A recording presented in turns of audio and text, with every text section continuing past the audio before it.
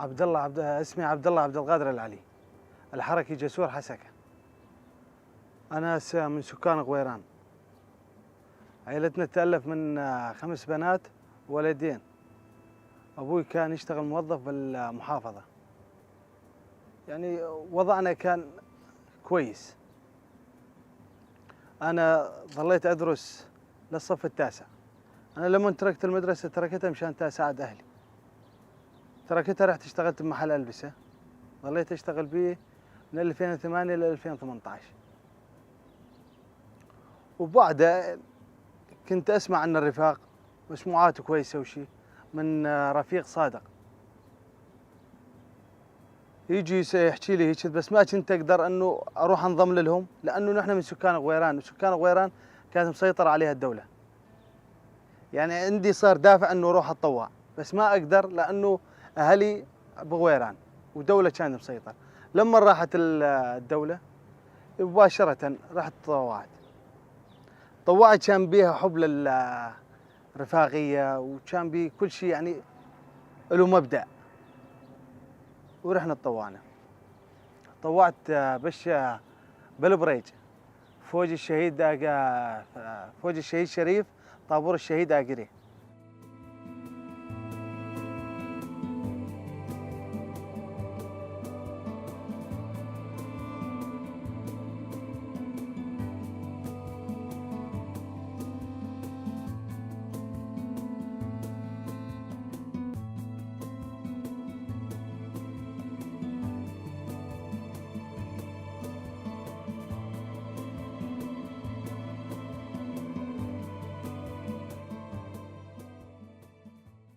نحن العدد الجروب كامل اللي يداوم 45 واحد.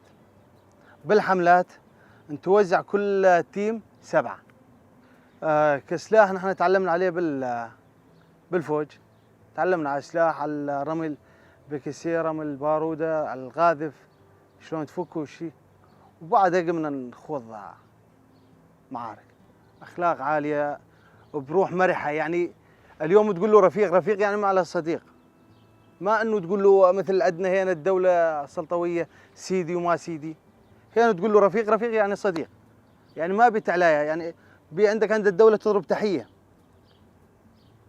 اما هي الروح رفاقيه، يعني وين ما تفوت دم شافال بس.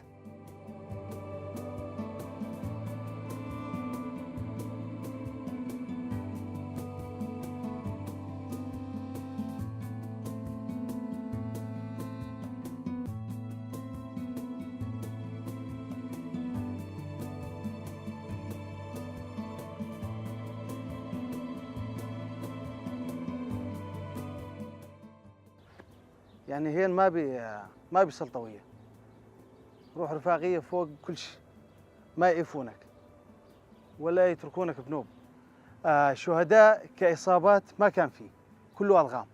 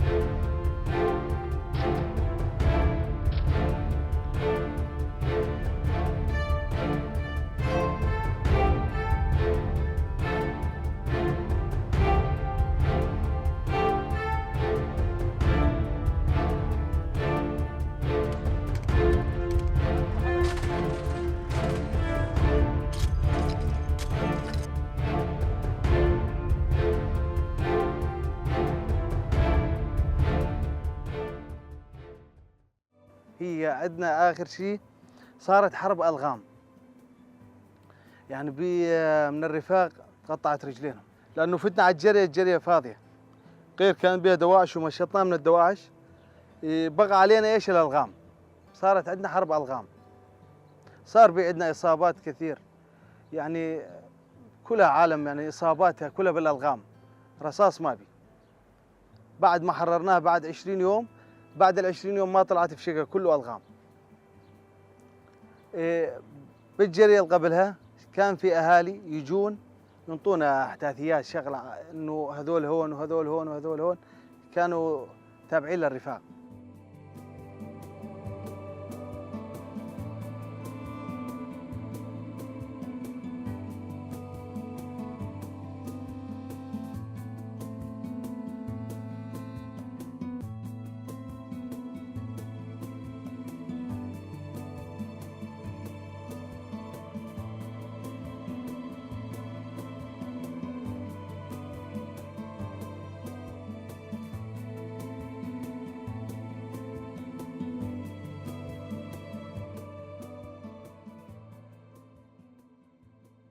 كان عندهم قناص مقطوعة رجله، هذا كانوا حاطينه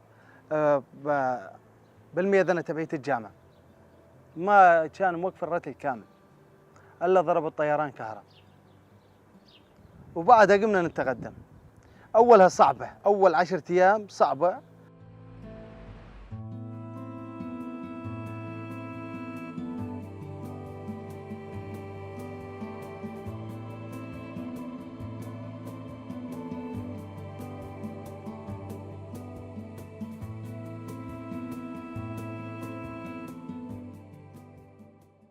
قمنا عادي تعودنا ناكل، حي الله اكل حي الله.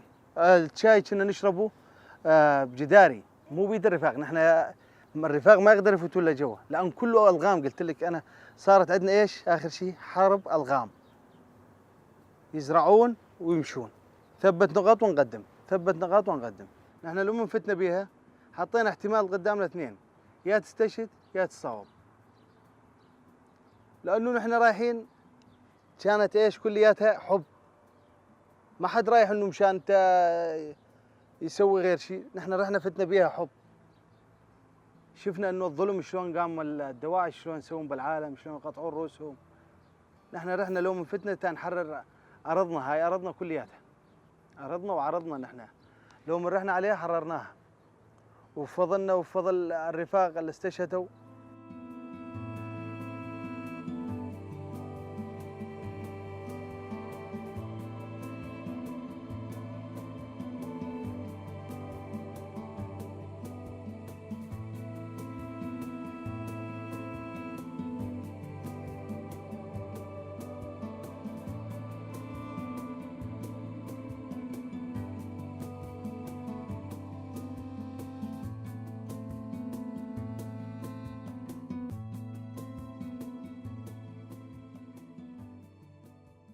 استشهد معاي سلمان الله يرحمه.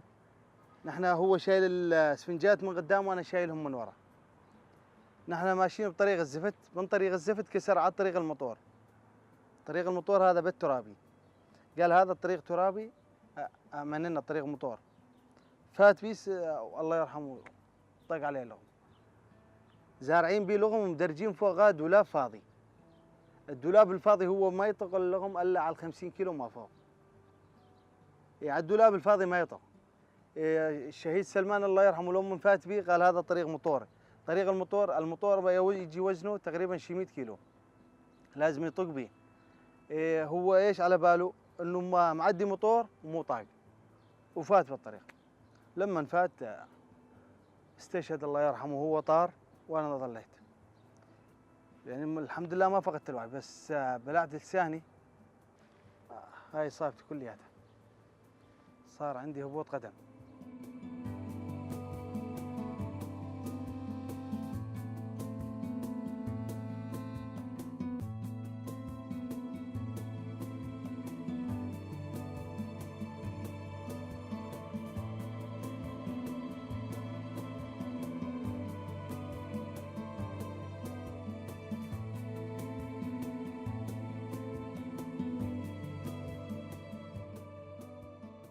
لأن لو منطق اللغم خالص شني شل. فكرت اول شيء انا ايش؟ فكرت انخرست، لانه قمت اصيح للرفاق وما اسمع انا ايش اقول. قلت معقول انخرست انا؟ بعدين جو الرفاق لعدي وشالون، قطع اوتار ونقص في اللحم هون. يعني انا لو من صوبت انا اعرف حالي، يعني رايح يا استشهد يا اصاوب. بالعكس انا افتخر بها، لانه ما راحت ببلاش، راحت اخذنا نقاط كامل، اخذنا الدشيشه كلها. انا الحمد لله قدمت اصابتي الخاطر انه فتنا اخذنا الدشيشه. اي هو لانه نحن لما مشينا قلت لك انا حطينا احتمالين، يا اصابه يا استشهاد. يعني نحن حاطين ببالنا انه بده يصير علينا شيء. والله العظيم وانا قلبي كان حاسس انه بده يصير عليه شيء.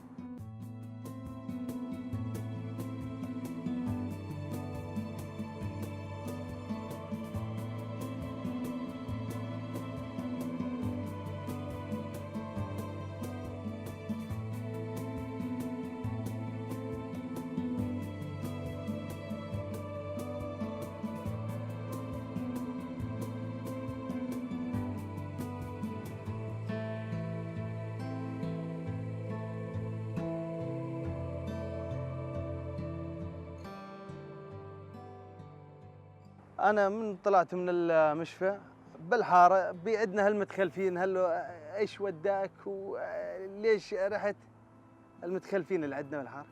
إي ما أنا قلت لهم يعني أنا اشتهيتها ورحت عليها حبا بيها برفاقي وبولاد عمي. نحن الطابور كلياته كان ولاد عم، يعني ما حد يعيف الثاني. إذا صاوب بواحد من الرفاق أول ما فتنا بالتمشيط تصاوب، والغناص ما ينفع يخلي حد يقرب عليه. كلياتنا سوينا التفاف على الغناص وكمشنا بسبيل انه نشيل ابن عمنا. يعني عدا رفاق ولاد عمنا، احنا اخوان، الاسلام كله اخوان. بالورده الرفيق الشهيد دشتي شفت بيها انا غاد 45 يوم.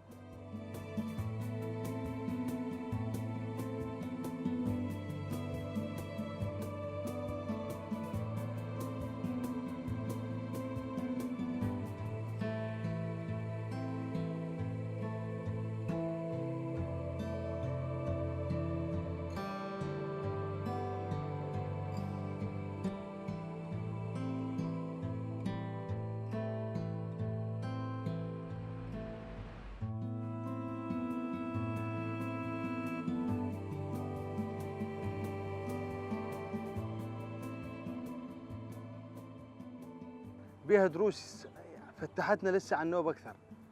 يعني عندك القائد يعني خلانا نتعلم منه اكثر، تعلمنا منه دروس. يعني شوف القائد هسه صار له 27 سنه ونحن برا، وهو لحد الان ما يفعل يعيف القضيه. يعني القائد كل شيء روحه الرفاقيه فوق كل شيء.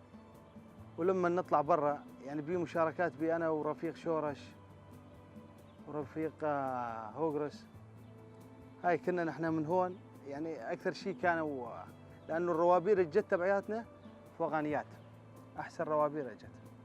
الرفيق القمشيوني يعيف الدفتر بالقاعه، نحن نفوت ناخذها ونطلع برا نقوي فكرنا اكثر.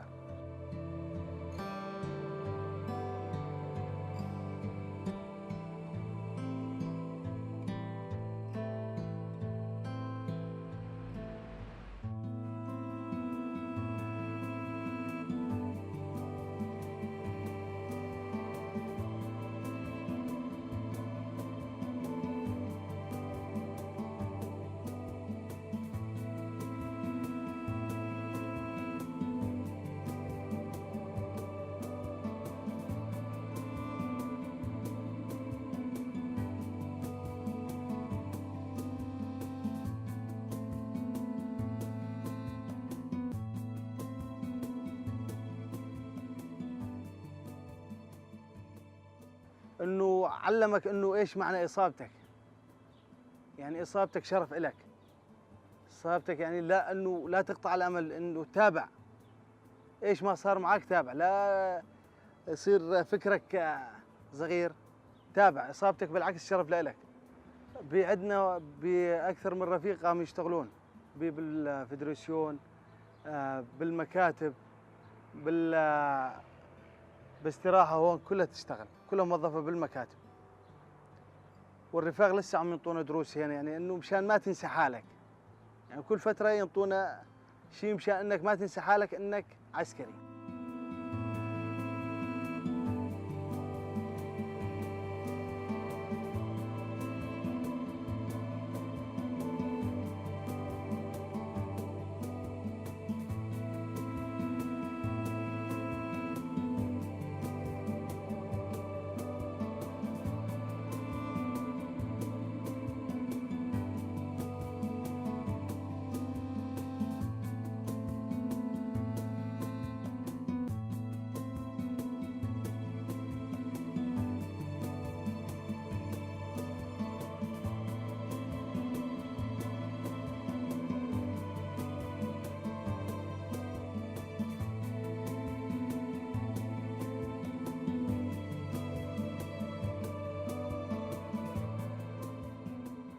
اقول انه الكل جريح، كل شهيد الله يرحمه، انه ما راح دمه بلاش، انه اخذنا منطقه بدالها وحررنا اهلنا وناسنا من الظلام الدواعش.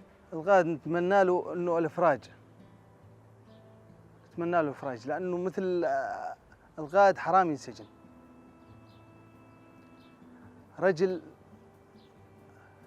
ما تقدر ايش يعني، ما تقدر تحط له وصف، ما بي منه مثيل.